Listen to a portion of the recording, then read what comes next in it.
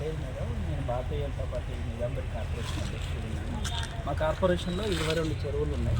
22 చెరువుల్లో వివిధ చెరువులలో కబ్జాలపైన గతంలో చాలాసార్లు ఫిర్యాదు చేసినాం. చెరువులలో అక్రమ నిర్మాణాలు ఆపుతున్నాం.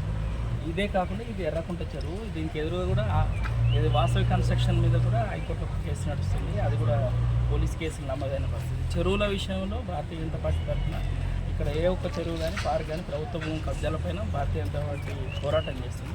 దానిలో భాగంగా ఏంటంటే ఇది సర్వే నెంబర్ 134 3 ఎకరాలు ఎర్రకుంట చెరువుగా నోటిఫై చేసి హెచ్ఎండీలో ఉండే. దీంట్లో కన్స్ట్రక్షన్స్ 2023లో పర్మిషన్స్ ఇచ్చారు. ఎంఆర్ఓ ఎన్ఓసి తప్పుడు ఎన్ఓసి ఇవ్వడం వల్ల వాళ్ళు కన్స్ట్రక్షన్ స్టార్ట్ చేసుకున్న పరిస్థితి.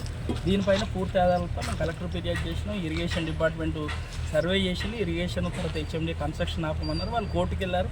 కోర్టు కూడా క్లియర్గా ఎఫ్టీఎల్ బఫర్ జోన్లో వస్తే it doesn't have to claim to that land అనేది కూడా క్లియర్గా ఇవ్వడం జరిగింది. తర్వాత జైంట్ సర్వే చేశారు.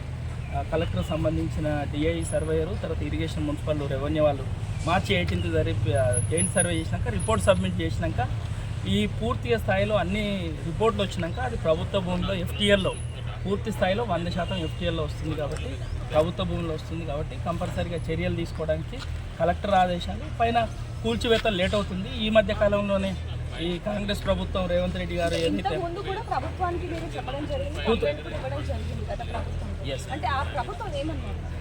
2023లో పర్మిషన్స్ ఇచ్చినప్పుడు సెప్టెంబర్లోనే మేము కంప్లైంట్ చేయడం జరిగింది. కానీ బీఆర్ఎస్ ప్రభుత్వం కొందరు పెద్దల వల్లనే వాళ్ళకి పర్మిషన్స్ వచ్చినాయి కాబట్టి ఆ పెద్దలే వాళ్ళని కాపాడుకుంటూ వచ్చారు. కాబట్టి ఈరోజు వాళ్ళు ఆ బాధ పడుతున్నారు కూడా బిల్డర్స్. మాకు బిల్డర్స్ మీద ఏమీ లేదు.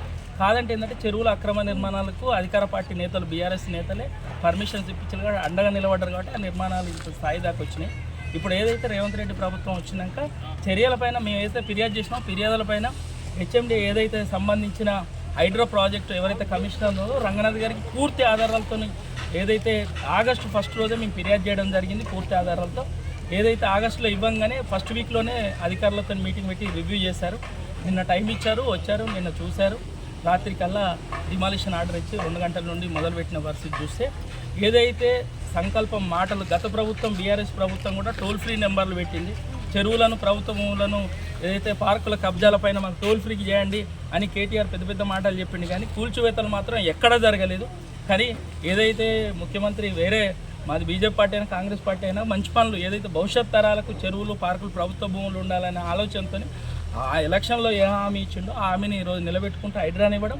హైడ్రా కూడా తన మాటలతో కాకుండా చేతులతో ఈరోజు పూర్తి ఆధారంతో డిమాలిషన్కి ఆర్డర్స్ ఇస్తున్నారు. కాబట్టి ఏదైతే భవిష్యత్ తరాలకు చెరువులు అనేది వారసత్వంగా వందలాది సంవత్సరాలకు వచ్చినాయి కాపాడడానికి ఈ నిర్ణయాన్ని స్వాగతిస్తున్నాం.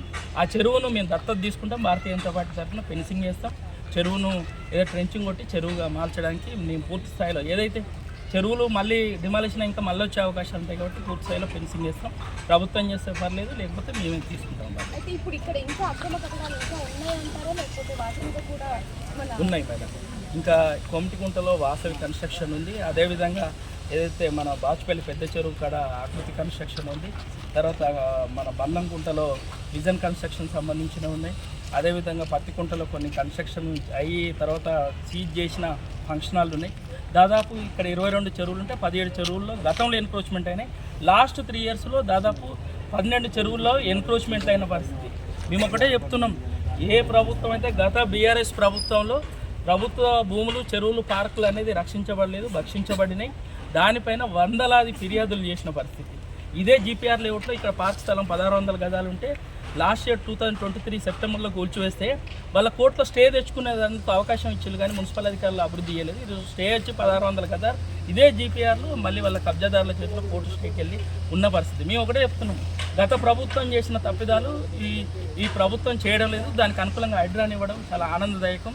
ఈ విధంగా హైడ్రా ఇదే స్ఫూర్తితో కొనసాగాలని, రాజకీయంగా మళ్ళీ దాన్ని చేతిలో పడేస్తే భవిష్యత్ తరాలకి ప్రజాస్తులు అనేది ఇవ్వరు. ఇది ఒక సామాన్య పౌరుడుగా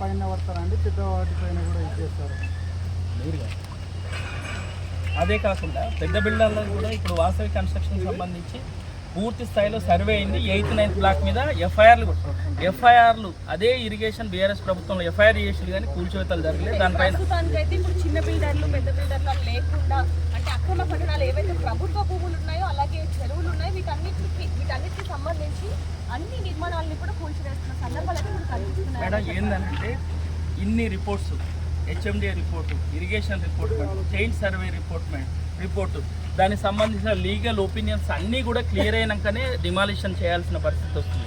ఇప్పుడు వాసవి కన్స్ట్రక్షన్ మేము ఫిల్ వేస్తాం 74/2023. ఆ ఫిల్ మీద ఇప్పుడు సుప్రీంకోర్టు మన హైకోర్టు చీఫ్ జస్టిస్ ఒక ఆర్డర్ ఇచ్చిండు. హెచ్ఎండిఏ దాని ఫర్దర్ ఇప్పుడు ఏమే నిర్ణయం తీసుకుంటారో దాన్ని బట్టి 8th black 9th black ఎఫ్టీఎల్లో buffer జోన్లో ఉంది, దానిపైన ఎఫ్ఐఆర్ అయిన పరిస్థితి. అంటే పూర్తిగా ఇవన్నీ కూడా కేసెస్లో హైకోర్టు కేసులలో ఉంటున్నాయి కాబట్టి దాని క్లియరెన్స్ వచ్చినాకనే డిమాలిషన్కు హైదరాబాద్ నేను చూసిన పరిస్థితి అయితే నేను 6 ప్రదేశాల్లో చూశాడు. 6 ప్రదేశాల్లో పూర్తిగా క్లియరెన్స్ ఉన్న వాటిని ఈ డిమాలిషన్కి ఆర్డర్స్ పోతున్న పరిస్థితి మేడం. ఎందుకంటే టెక్నికల్ రీజన్స్ వచ్చినప్పుడు అధికారులు అంత ఇబ్బంది పడతారు.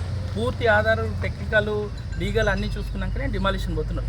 గత ప్రభుత్వంలో 9 సంవత్సరాలు జరిగిన అక్రమ నిర్మాణం కూల్చాలంటే వాళ్ళకు కూడా లీగల్ కావాలి, మ్యాన్ పవర్ కావాలి, అన్ని డిపార్ట్మెంట్స్ క్లియర్ చేయాల్సిన పరిస్థితి. ఇంకొకటి ఏంటంటే గత ప్రభుత్వంలో ఇక్కడ ఎంఆర్ఓ తప్పుడు ఎన్ఓసి, ఇది 134లో నిర్మాణం వస్తే 49లో ఎన్ఓసి ఇవ్వడం వల్లనే వాళ్ళకి నిర్మాణ అనుమతులు వచ్చినాయి. వాళ్ళు ఈరోజు నిర్మాణం చేసుకున్నారు.